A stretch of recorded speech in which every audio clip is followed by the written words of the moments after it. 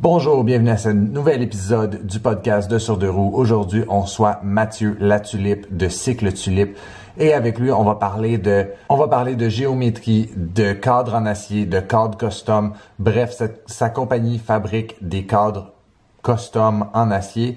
On va aussi parler de vélos adaptés aux différentes pratiques. Bref, on répond à plusieurs questions, dont pourquoi l'acier de nos jours, pourquoi avoir un cadre custom de nos jours et surtout combien ça coûte. Bref, on répond à toutes les questions que vous pouvez avoir par rapport à la fabrication de cadres personnalisés. Avant d'aller plus loin, je tiens à vous rappeler qu'on est disponible sur Apple Podcast, Spotify, Google Podcast, Amazon Podcast, bref, toutes les plateformes sauf SoundCloud.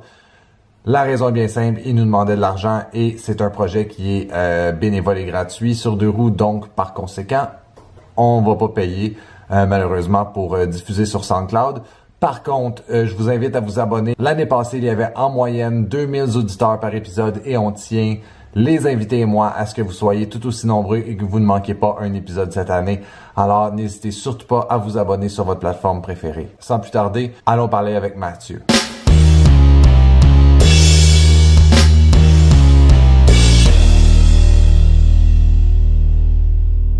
Savais-tu longtemps que tu fais ce podcast-là? J'ai vu quand même, ça fait je pense, une couple de saisons. Ouais, ben, dans le fond, c'est la deuxième saison qui commence. La OK. saison passée, c'était en septembre que ça avait commencé. Puis je faisais un épisode aux 2 semaines. J'ai pris un mois de congé autour de Noël. Après ça, j'ai refait un épisode aux 2 semaines. Puis ça a donné une genre douzaine d'épisodes. OK. Ouais, c'est ça. Fait que ça a fait, mettons, une saison automne-hiver. Puis là, c'est la deuxième saison automne-hiver. OK. Cool.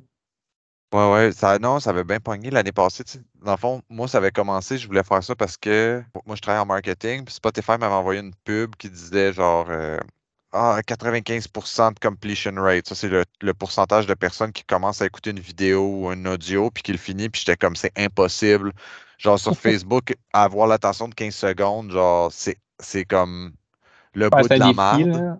Ouais, Ouais. c'est ça. Puis là, j'étais comme, attends, là, tu te dis que je peux, genre, parler avec quelqu'un pendant sans image pendant tant de temps, puis genre, je vais avoir 95% de completion rate, puis finalement, j'avais comme 2000 personnes qui venaient, puis c'était comme, justement, là, entre 90 puis 95% des gens qui commençaient, qui le finissaient, puis j'étais comme, c'est fou, pareil. C'est vraiment 2000 bon, hein? personnes qui passent, genre, puis tu sais, c'est pas des longs podcasts, là, comme je te disais en préparation, c'est 20 minutes à 40 minutes par épisode, mais même plus que l'épisode était long, plus que le completion rate était haut. Fait que j'étais comme, je comprenais pas trop. Là. Des épisodes où est-ce que on passe 45 minutes à geeker sur Zwift, là, genre juste comment, si tu prends telle sorte de roue virtuelle, genre tu sauves tant de temps, puis là, genre le Ah monde ouais. il restait, puis j'étais comme, c'est impossible. Mais bon. C'est vraiment hot. Ouais, puis aujourd'hui, ben, je suis content parce qu'on va pouvoir parler d'un sujet qui m'intéresse au plus haut point. Mhm. Soit, ben, dans le fond, Cycle Tulipe, ta compagnie, mais aussi tout ce qui est frame custom, tout ce qui est géométrie, tout ce qui est matériaux. Je suis vraiment Ouais. content parce que je pense qu'on s'était croisé à un événement du braquet chez Pony, c'est ça? Ouais, exact. Puis moi, c'était quelque chose que ça faisait longtemps que je voulais trouver, parler, mais c'était tough de trouver des gens. J'ai des opportunités comme de parler de carbone, de parler, mais tu sais, c'était jamais vraiment exactement ce que je voulais. Fait que je suis content de pouvoir te parler aujourd'hui à toi. Cool. Ben, c'est ça. Moi, justement, là, c'est un des sujets qui m'intéresse le plus dans le vélo. Fait que je pense que ça tombe bien. Nice. OK, ben tu Ouais. veux peut-être commencer à me parler de Cycle Tulipe et son histoire? Ouais, ben, c'est ça, dans le fond, c'est que Tulip, c'est un projet qui a commencé il y a quand même longtemps. Un peu là, la longue histoire. Il y a presque 10 ans, là, quand j'étais au secondaire, je suis tombé sur des vidéos sur YouTube d'un gars, dans le fond, qui fabriquait des vélos dans son garage de manière super artisanale. Puis ça a comme sonné une cloche là, dans moi, puis je me suis vraiment mis à comme m'intéresser à comment est-ce que les vélos sont fabriqués, euh, puis de juste voir que c'était possible d'en fabriquer soi-même de manière assez rudimentaire, là, ça m'a vraiment impressionné. Puis j'ai toujours, dans le fond, là, trippé vélo depuis super longtemps. Puis par la suite, j'ai commencé à travailler, là, c'était ma première job de mécanicien de vélo. C'était au Mountain Equipment Coop au marché central dans l'atelier. Puis à ce moment-là, le chef de l'atelier avec qui je travaillais, il y avait deux vélos là, qui étaient faits, deux vélos dans le fond qui avaient fait faire sur mesure, qui étaient fabriqués aux États-Unis. Puis juste de voir ça, ça me vraiment là, ça a vraiment déclenché de quoi en moi là. Puis j'ai trouvé que s'éloigner un petit peu comme des vélos de masse, des vélos qui sont un peu tous pareils, puis d'avoir vraiment comme un produit unique puis qui a été fabriqué à la main, puis que tout le processus même, dans le fond, commence avant même d'acheter le vélo, mais d'un petit peu réfléchir à qu'est-ce que tu veux, puis de faire de quoi sur mesure. Moi, c'est vraiment ça qui m'a passionné.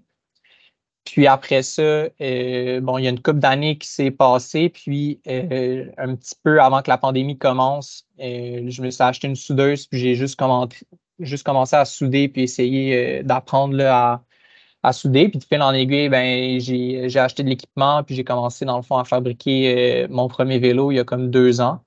Puis juste comme la sensation de rouler sur un vélo que j'avais fabriqué moi-même, ça me vraiment là, ça m'a vraiment fait de quoi. Puis c'est de là vraiment que la passion a commencé. Puis après ça, ben, de fil en aiguille, je commençais à fabriquer des vélos pour des gens autour de moi. Puis tranquillement, ben, à me faire connaître un peu plus, puis à fabriquer pour justement là, pour des gens de l'extérieur. Fait que c'est vraiment, ça a commencé à la base juste comme d'une passion, puis tranquillement, là, l'entreprise un petit peu s'est structurée. Puis aujourd'hui, ben, c'est ça, je fabrique pour toutes sortes de personnes qui viennent me voir. OK, très nice. Puis ben là, tu parlais justement des personnes. C'est qui le genre de personne tu sais, à qui ça s'adresse, dans le fond, c'est qui ta clientèle, puis Ben, ma clientèle, généralement, là, c'est des gens qui ont déjà pas mal d'expérience dans le vélo ou bien qui savent ce qu'ils veulent, là. C'est rarement leur premier vélo. Puis en 2023, en ce moment, tout le monde veut un gravel bike. mhm, Tout simplement parce qu'ils veulent un vélo qui peut un petit peu faire de tout. Puis dans le fond, là, fait qu'un vélo qui peut prendre un petit peu des plus gros pneus, que tu peux aller faire des sentiers, de la gravelle ou de la route.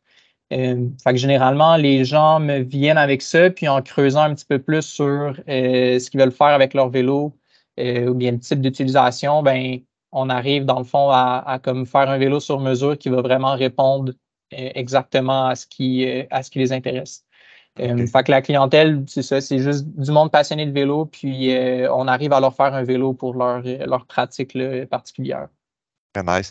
Puis juste pour donner comme une espèce de perspective entre un frame commercial puis un frame custom, tu sais, que tu fais, ça coûte combien à peu près un frame que toi tu crées? Moi, les frames que je fabrique, j'ai vendu 1800. Fait que ça inclut là, dans le fond tout le travail avec la personne de comme designer le vélo, prendre ses mesures morphologiques, établir toute la géométrie sur mesure, la fabrication, la peinture. Puis après ça, ben là, il y a toutes sortes d'extras, là, dépendamment de ce que les personnes veulent. Puis au final, c'est pas tant plus cher que les vélos qui sont, dans le fond, puis que juste acheter un cadre là, en acier, dans le fond, qui proviendrait plus comme de l'industrie de masse. Généralement, ces cadres-là vont tourner entre 1000 puis 1500, puis ça peut aller à plus même pour des vélos qui sont, c'est comme avec des tailles standards, mais peut-être de des marques là, qui sont un petit peu plus nichées. Euh, Ouais. donc, il n'y a pas une aussi grosse différence. Puis même avec la pandémie, quand même, les prix ont comme tellement augmenté, puis ça devient plus dur de se procurer de l'équipement d'Asie. Euh, donc, je trouve que ça fait de plus en plus de sens quand même là, de fabriquer de quoi ici au Québec. Puis au final, c'est pas comme totalement démesuré là, les prix pour les vélos. Non, je suis vraiment pas choqué. Tu sais, je pense à, mettons, la plupart des frames que j'ai achetés, tu sais, sont retail entre 3000 puis 4000 piastres, là, dans les dernières années. Fait que, tu sais, je suis Ouais, comme ouais. pas choqué par le prix, bien au contraire. Je m'attendrais à ce que ce soit un peu plus cher que ça. Oui, c'est ça. Généralement, moi, j'ai jamais juste vendu un cadre à quelqu'un. C'était tout le temps des montages là, qui sont pas mal complets ou des frame sets là, avec la fourche, le jeu de Ouais. direction, puis d'autres pièces. Euh, Ouais, je dirais à qualité égale au niveau du choix des matériaux, puis avec tout dans le fond, là, les options de personnalisation, non, il y a pas une énorme différence de prix avec ce qui s'offre là, sur le marché présentement, là. Mhm. Puis pourquoi, mettons, en 2023, on devrait se faire un cadre custom? Parce que, tu sais, mettons, moi, la première chose à laquelle je pense, là, puis c'est pas pour te mettre genre throw under the bus, mais la première chose à laquelle je pense, tu sais, quand je pense à frame custom, tu sais, c'est, mettons, des années, mettons, 80, début 90, tu sais, quand les tiges de sel étaient à peu près ça de longues, puis que la Ouais. potence, c'était comme quill stem avec, c'était quoi, un quill stem de genre 80 mm, là, gros max, là. C'était Mhm. comme, tu sais, dans ce temps-là, c'était comme ça faisait du sens, je pense, tu sais, c'était le frame qui bougeait et non les composantes. Aujourd'hui, avec les composantes, ça permet de jouer un peu plus avec du prêt-à-porter en termes de frame, Ouais. mais Ben, tu sais, pour revenir un petit peu au fait que tout le monde veut un gravel bike, je pense que on a comme vraiment catégorisé les vélos en route, montagne, gravel, disons, là, mhm, pour faire ça gros. Puis au final, ben, moi, en tout cas, ce que je me rends compte en discutant avec les gens, c'est vraiment chaque personne a un peu des objectifs différents avec son vélo, tu sais, que ce soit pour le charger, partir la fin de semaine, faire du camping ou faire surtout de la route, mais que tu peux quand même faire un peu des sorties de gravel.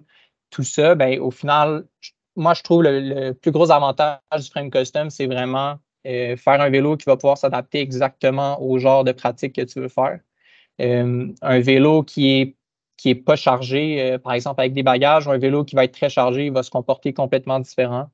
Euh, donc, ça, je dirais, c'est comme la première raison qu'avec les cadres qui sont plus standards sur le marché, généralement, par exemple, on prend l'exemple du gravel bike, ben oui, tu sais, ils vont pouvoir prendre des pneus de, mettons, 42 mm, mais ils ne sont pas nécessairement conçus pour être chargés.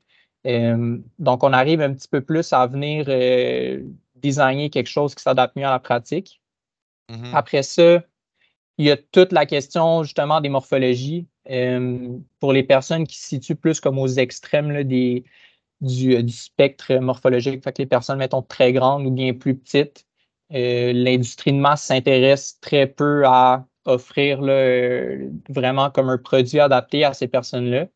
Euh, donc, ça aussi, on arrive à venir comme, dans le fond, le combler ce gap-là un peu.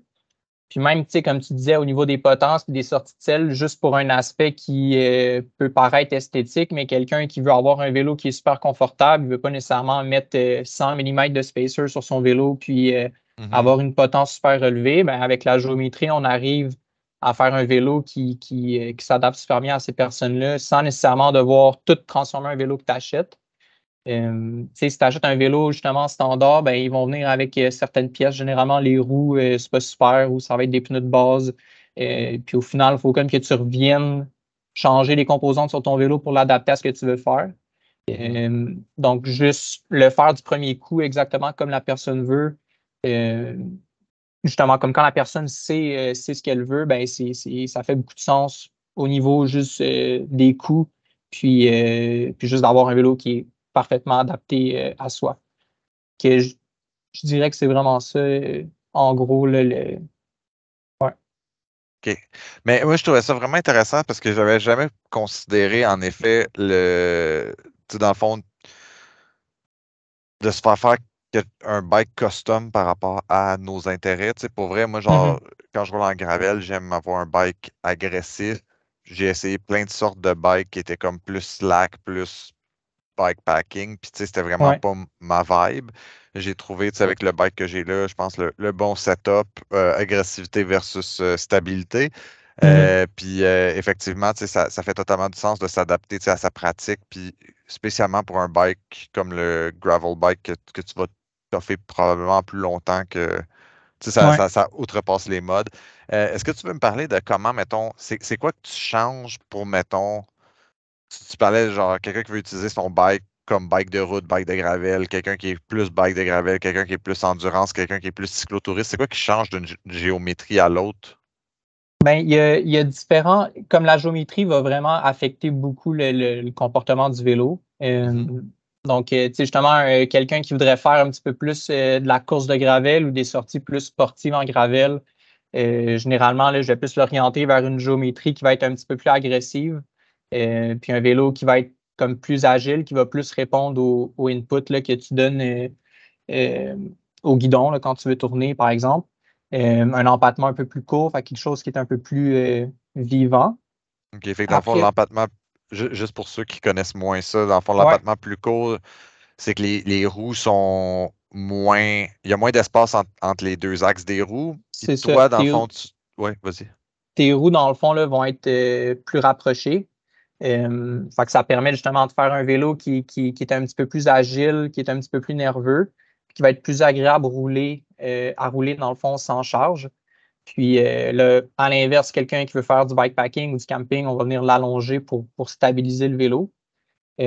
Ça, c'est un des paramètres. Là. Il y a peut-être une vingtaine de paramètres sur lesquels on peut jouer. Il y a l'angle du tube de direction, donc un angle qui va être plus ouvert. Ça va faire justement un vélo qui va être plus stable, qui va mieux se comporter en ligne droite, qui va être un petit peu moins nerveux. On peut faire un angle un petit peu plus fermé. Euh, Puis tous ces paramètres de géométrie-là, moi, je les divise comme en deux catégories. Tu as des paramètres de ta géométrie qui vont être orienté autour du cycliste au niveau de sa morphologie. Fait que ça va juste être carrément la taille du vélo qui va s'adapter, là, dans le fond, à ta longueur de jambe, la longueur de ton tronc. Tu as d'autres paramètres qui vont plutôt influencer la conduite. Fait que là, tu as l'empattement, l'angle du tube de direction, par exemple, la longueur des chainstays, donc la distance entre ta roue arrière puis le bottom bracket.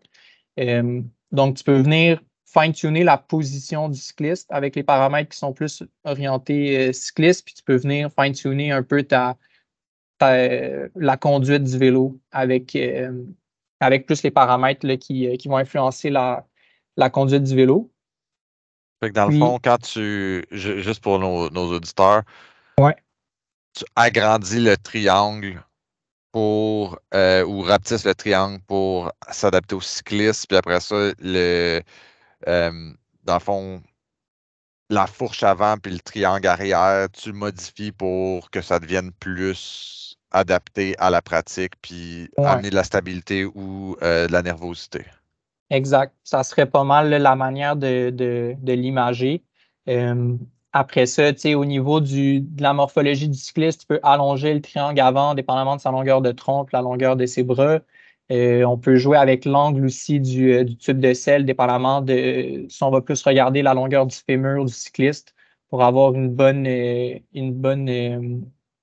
cinématique là, au niveau du pédalage. Donc, on peut venir là, jouer avec ça. Puis, c'est ça. Après ça, tout ce qui concerne un petit peu plus les roues, là, on va être plus comme dans le domaine de la conduite.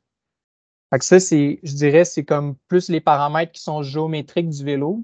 Puis après ça, vu que vraiment, je peux fabriquer avec pratiquement n'importe quel tube là, qui est disponible sur le marché, ben, il y a aussi tout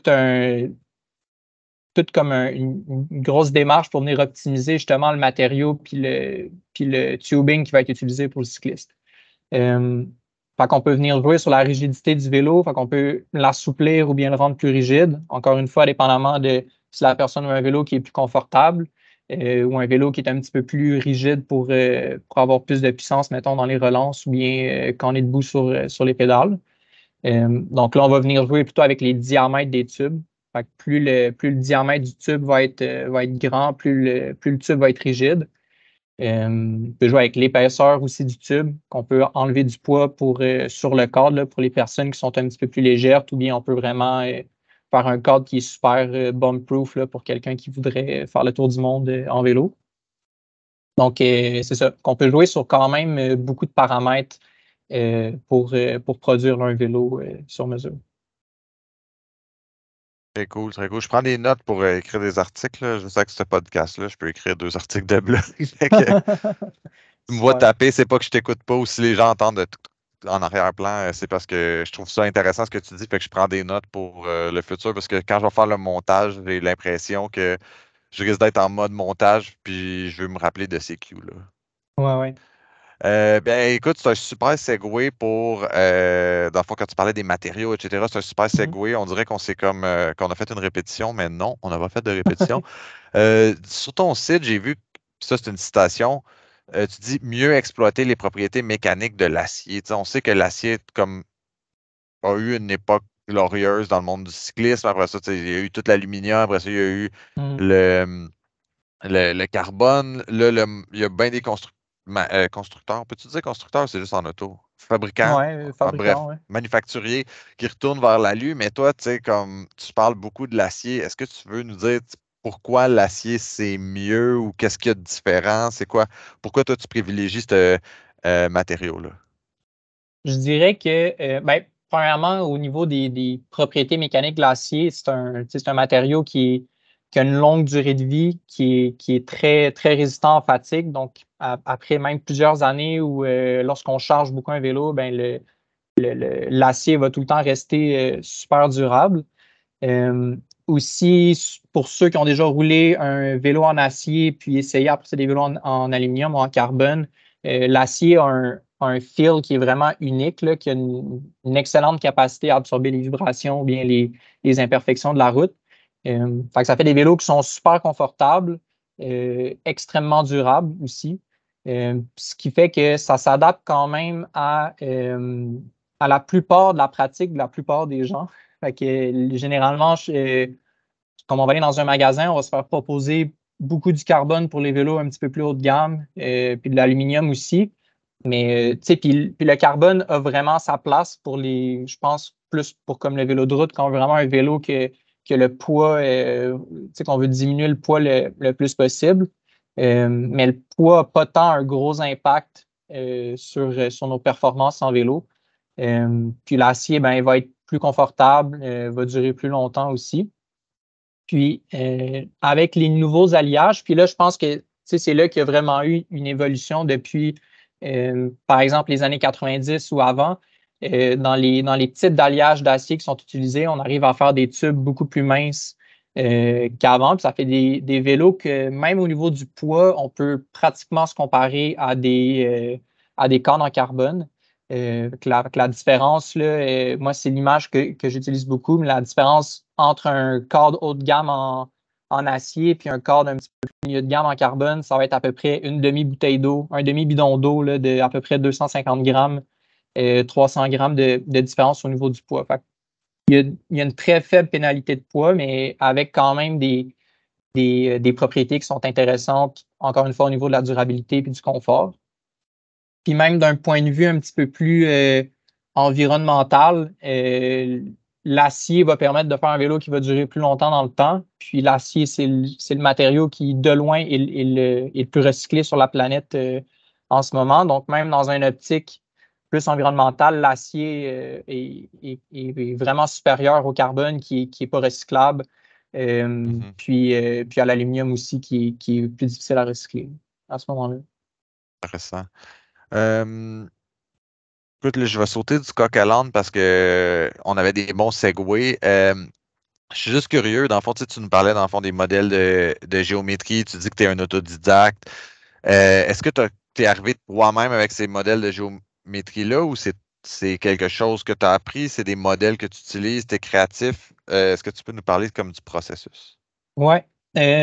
Ben, si on revient un petit peu comme aux différents paramètres de géométrie, ceux qui sont plus centrés cyclistes, puis ceux qui sont plus centrés conduite, pour tout ce qui est positionnement cycliste, moi, dans le fond, la géométrie, je vais la faire à partir d'un rapport de positionnement ou bien à partir d'un vélo sur lequel le client est déjà confortable.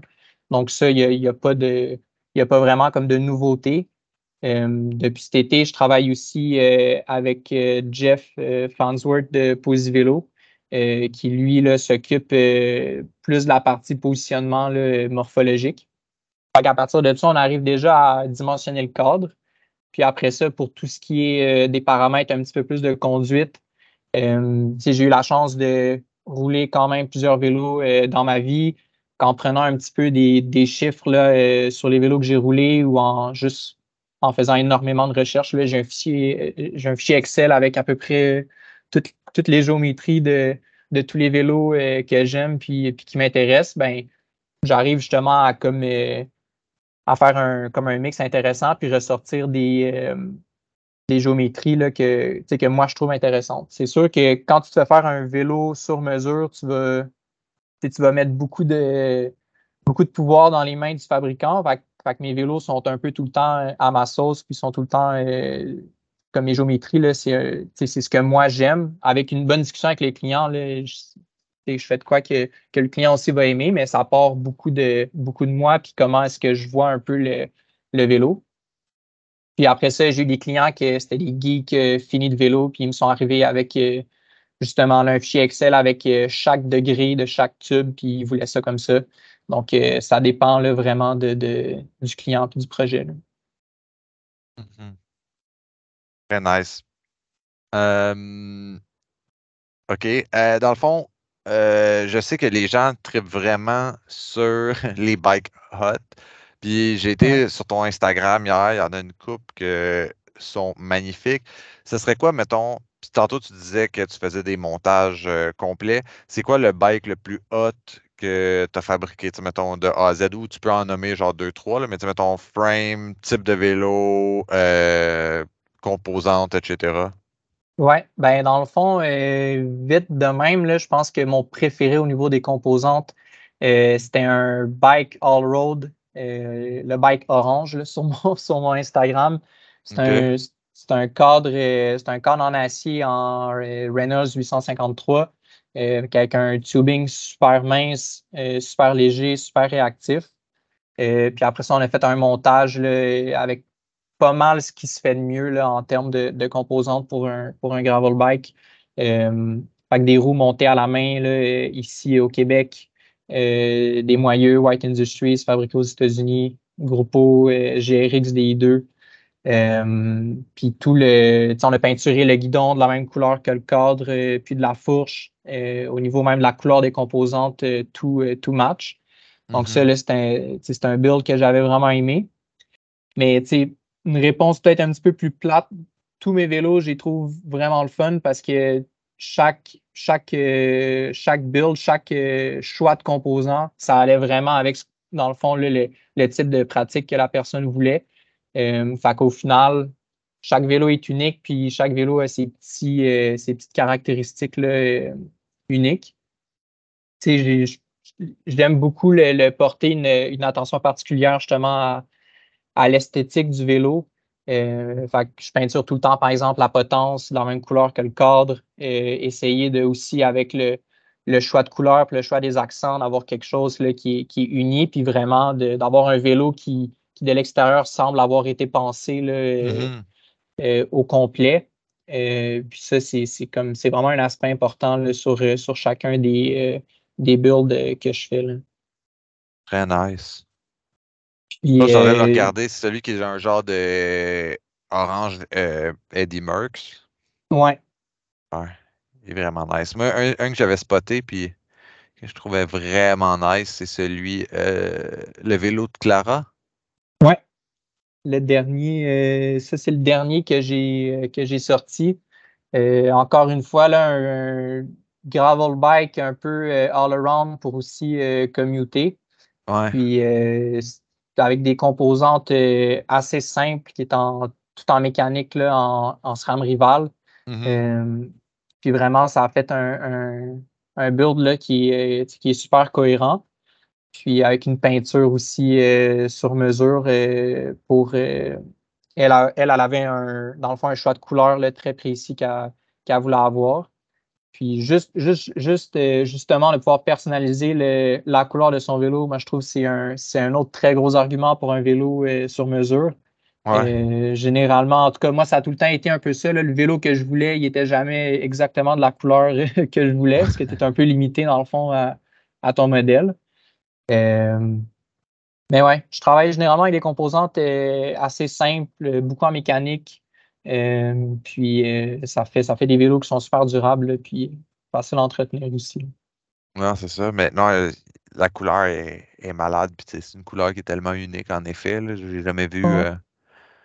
deux bikes avec une espèce de rouge rouille brun, je sais pas comment le décrire. Ouais, J'ai jamais été bon avec les couleurs anyways, ouais, mais une espèce de rouge brique ouais. Bourgogne. Oh, Ouais. Puis oh, en tout cas, la couleur est complexe aussi, dépendamment de la lumière, là, ça va être plus foncé.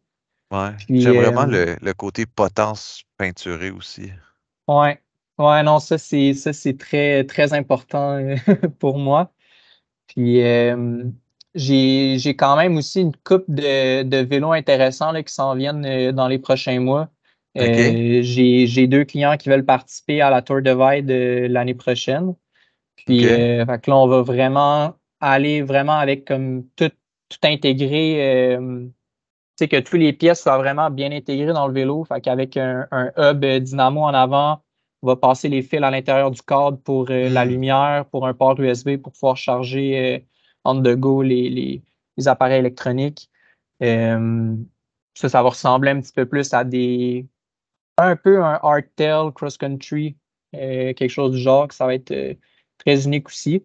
Puis justement, pour ce genre de pratique là, particulière, encore une fois, je pense que le vélo sur mesure, là, c'est la meilleure option pour y aller. Il n'y a pas vraiment de vélo adapté à, mettons, des courses d'endurance qui est disponible directement sur le marché. Donc, Mhm. ça va être des super projets aussi là, qui vont sortir au cours de cet automne. Non, c'est ça, j'allais dire que c'est un bel exemple de, tu sais, tantôt quand tu disais adapter à sa pratique, tu sais, c'est vrai que c'est le genre de truc, c'est un bel exemple de comment adapter à ta pratique. Tu sais, il y en a pas Mhm. présentement des bikes où est-ce que, ben, pas à ma connaissance ou dans Ouais. dans ce que je regarde, où est-ce que tu peux passer ton câblage interne USB pour charger tes affaires pendant que tu roules. Puis la Ouais. réalité, c'est que pour l'avoir fait à travers la Suède, en fait, je l'ai jamais fait parce que je trouvais ça trop sketch, là. Mais, tu sais, mettons, de pouvoir brancher tes appareils, c'est un must parce que quand tu n'as plus de GPS, tu n'as plus accès à ton Ah, GPX c'est parce que ça. tu es en mode low battery, puis que tu es pogné en plein milieu de nulle part, puis que tu vois pas où est-ce ben, tu vois où est-ce que tu vas, mais tu sais pas où est-ce que tu vas, ou tu n'as pas Ouais, ouais, d'indication, non, ça ben fait c'est ça. chier, là. Exactement. Puis, tu sais, au niveau des pratiques, je pense que, tu sais, les gens ont tout le temps fait plein de choses avec leur vélo, mais je trouve que dans les dernières années, il y a comme une démocratisation un petit peu des pratiques un peu plus, en tout cas moins standards de vélo, avec justement toutes Mhm, les courses d'endurance, bikepacking, le touring. Puis de plus en plus de gens s'intéressent à ces pratiques-là, puis à utiliser son vélo pour, tu sais, pas juste pour aller s'entraîner ou bien se déplacer du point A au point B, mais pour aussi carrément partir à l'aventure. Puis je pense que le marché de masse n'a pas encore intégré vraiment comme ces pratiques-là dans leur offre. Puis je pense pas non plus que ça va tant se faire dans le futur parce que chaque, chaque chose est tellement particulière. Justement, là, passer des fils de dynamo, bien intégrer là, comme, tu sais, comme différentes composantes, tout penser comment est-ce que mes bagages vont être placés. Tu sais, est-ce que je répartis la charge sur tout mon vélo, je mets la charge à l'avant, je vais avoir accès à mes bidons à certains endroits, dépendamment, parce que là, je peux pas mettre un bidon sur mon down dessous parce que j'ai une sacoche ou j'ai un sac de corde. Fait que quand on rentre un petit peu plus dans des choses, dans des pratiques moins communes, ben là, on peut vraiment penser un vélo comme étant un tout et non juste un cadre avec deux roues. C'est là que ça devient super intéressant là, d'avoir un vélo sur mesure ou juste de concevoir quelque chose en pensant à tout ce qui entoure le vélo là, au complet. définitivement. Mhm. Cool. Ben écoute, je pense que c'est pas mal ce qui fait que ben, c'est pas mal ce qui fait que l'épisode tire à sa fin. C'est une super Ouais, conclusion, je pense, un super segue. Merci beaucoup d'avoir pris le temps de répondre sur l'heure du lunch à quelques-unes de mes questions. ça me fait plaisir. Si les gens veulent te retrouver, comment ils peuvent faire rapidement? Ben, Instagram, les réseaux sociaux, Cycle Tulipe. Sinon, j'ai un site web, cycletulipe.ca. Puis, j'essaie de garder ça à jour et voilà. Puis, juste de présenter ce que je fabrique.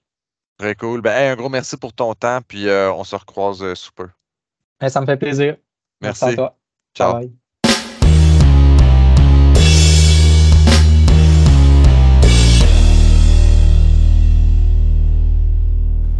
bye. Merci beaucoup d'avoir écouté cet épisode. Comme d'habitude, c'est un plaisir de vous avoir parmi nous. N'hésitez surtout pas à nous dire dans la section commentaires ou à nous écrire si jamais vous avez des idées de personnes qu'on devrait recevoir, de sujets qu'on devrait aborder. C'est toujours un plaisir de créer du contenu qui va résonner chez les gens et que les gens vont apprécier, donc que vous allez apprécier. N'oubliez pas de vous abonner, comme je le disais en intro. L'année passée, on était environ 2000 personnes. Ce serait le fun qu'on arrive à avoir plus de monde, donc ça favorise la découverte de podcasts. Quand on a plusieurs abonnés, n'hésitez surtout pas à vous abonner. Et sur ce, on se revoit au prochain épisode. Merci beaucoup d'avoir écouté. À bientôt.